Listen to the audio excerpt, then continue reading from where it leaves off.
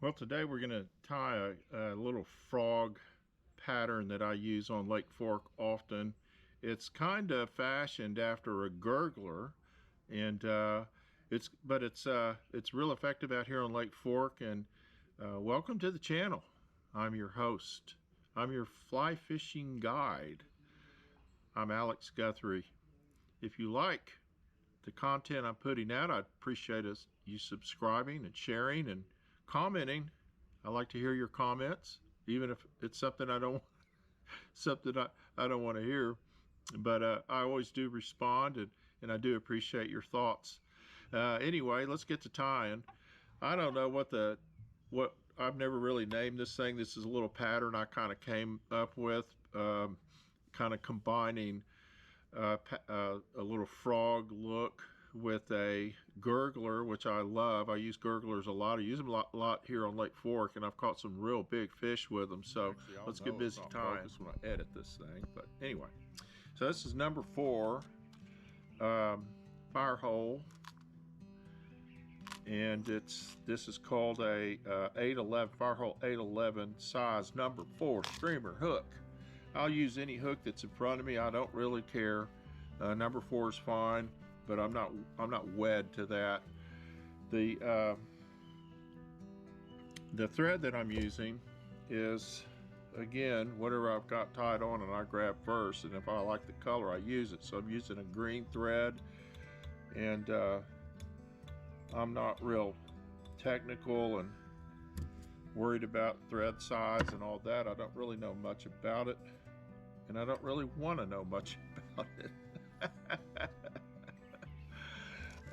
Bogs me down, man. Bogs me down. Okay, I'm gonna put a little glue on here. So I've got my little thread base on here. I'm gonna just put a little bit of glue on that, just to sort of keep things from moving around when I'm fishing with them. And we're gonna put some rubber legs on here. Now I've got some already kind of laid out. I laid them out. I think you can see that. And I'm gonna just take them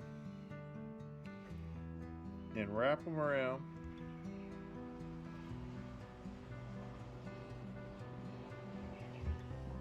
And stick them right here where this is. Thank you, buddy. I appreciate it. Thank you. Okay. So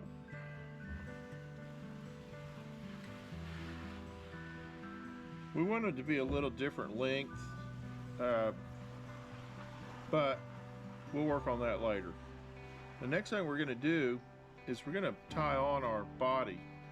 On our body, what we'll do is we've just got it. It's maybe 1.5 inches, maybe 2 inches. It doesn't really matter because you're going to cut it off anyway. The only real important part of this is you probably want to just trim it down on one end where it's narrow, kind of almost to a point. The reason for that is because it makes it a whole lot easier to tie on. Now I've got a gray bottom and a green top, green and gray. Our frogs out here on Lake Fork are actually gray on the bottom. They're kind of mottled gray. It looks like somebody took a Sharpie and marked them up on their bellies. They have little black lines on them. So we're going to just tie this so that the gray goes down. Now you can take it and kind of pinch it, hold it on there, kind of get it positioned where you want it. And then the main thing that I've learned is I really want to make sure I have it far enough back on this hook. I want it to bend right at the bend of the hook.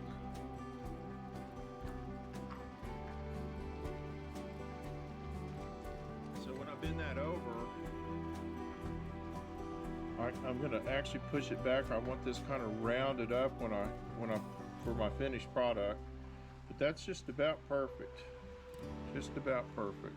And what I've done with this, the way I got this foam, I want to show you real quick, is I just glued 3 pieces of foam together with 3M spray glue, put them down, put a book on them, leave them there for a while to set up, maybe an hour or two.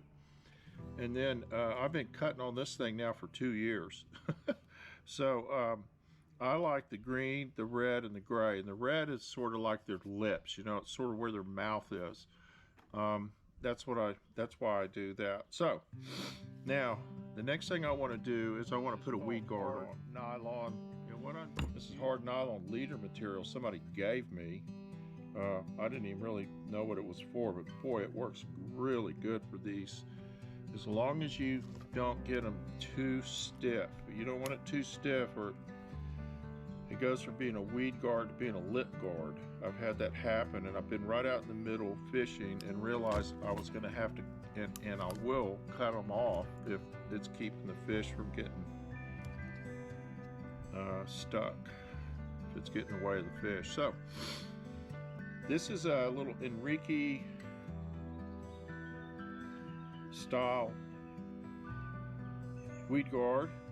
I just pinch that line so it's just shaped like a V. I'm going to put it on here and hold it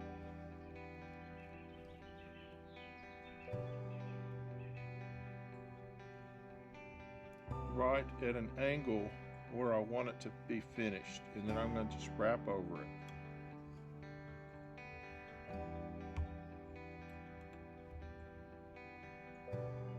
And I'll wrap behind it,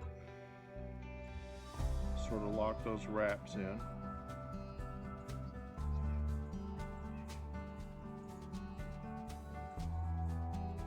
And it's about right. The way I test it is I just take my finger and I do that, because that's about as hard as I'll be pulling that thing most of the time. And that, and of course we're going to cut it to length here in a sec. So get that thing wrapped up. If you have to adjust it sideways or back and forth, you know, whatever you need to do to sort of get that thing set the way you want it to finish. And you'll learn that as you fish with it. Now I'm going to cut it so that that length of that thing is just past the tip of the hook. And that'll kind of brush by anything that I have it in. Then I feel like I've got it right where I want it. And then again, I'm going to add a little glue to it. Sort of lock everything in. Now if you'll add a little glue right here on the bottom, that'll actually lock that in at that angle in the thread. Okay. Now let's talk about our legs here. I am using this kind of mottled gray and white Hackle, that I really love this color, but it really goes with the color I'm wanting on this. I'm going to lock in this Hackle.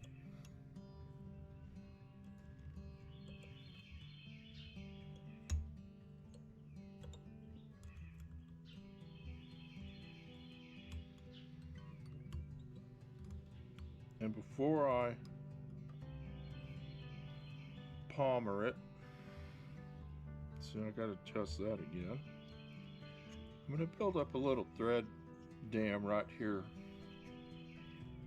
And that's really not for the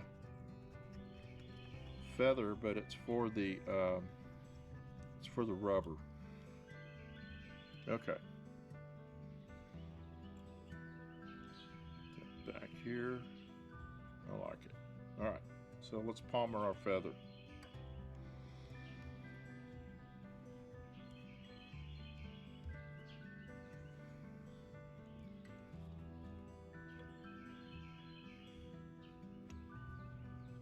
I've found with these that if I use a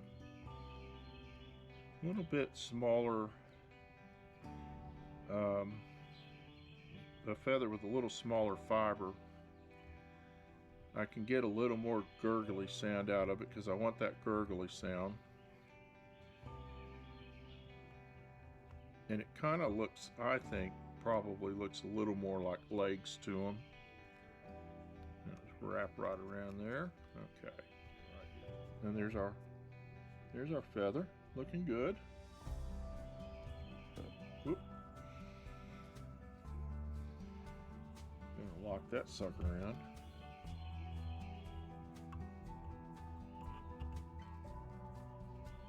Okay. Now we're going to finish this fly up. We're going to put a little glue right here on the head of this thing. Don't worry about it getting in those feathers. They don't really matter on top.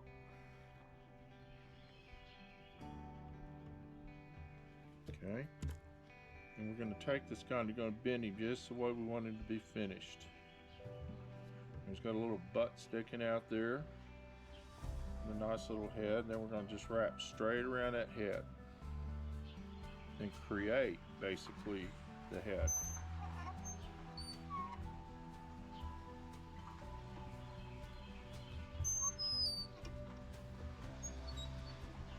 Now I'm going to pull this back and I'm going to put some wraps right here, right here on the front of this thing.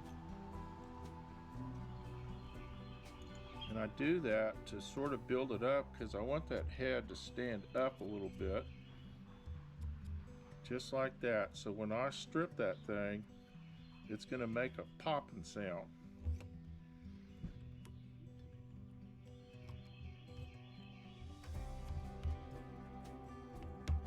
Oops. Try that again.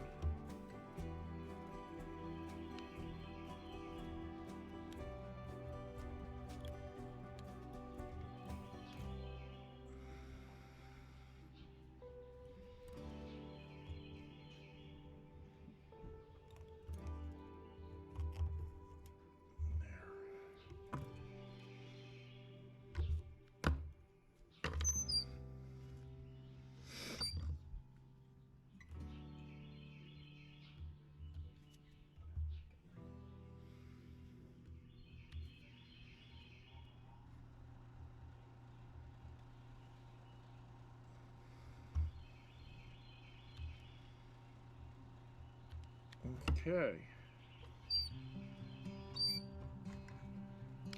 As always, a little more glue.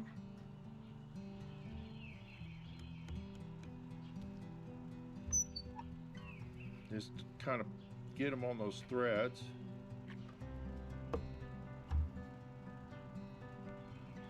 That's it. I'm going to take this dude right here. Just kind of make sure I have good tying room. There we go. That's it. Now we can take these little silly legs and we don't want them all the same length. We want them to be a little different. And that, my friends, is a finished Lake Fork frog. Ain't he cute? Well, I hope you enjoyed that, and I hope you learned something. Maybe you'll tie this up and catch some fish. Let me know. I'd really like to know. Leave any suggestions if you have any ideas. See something you want me to improve on, or something you want me to spend a little bit more time with you on.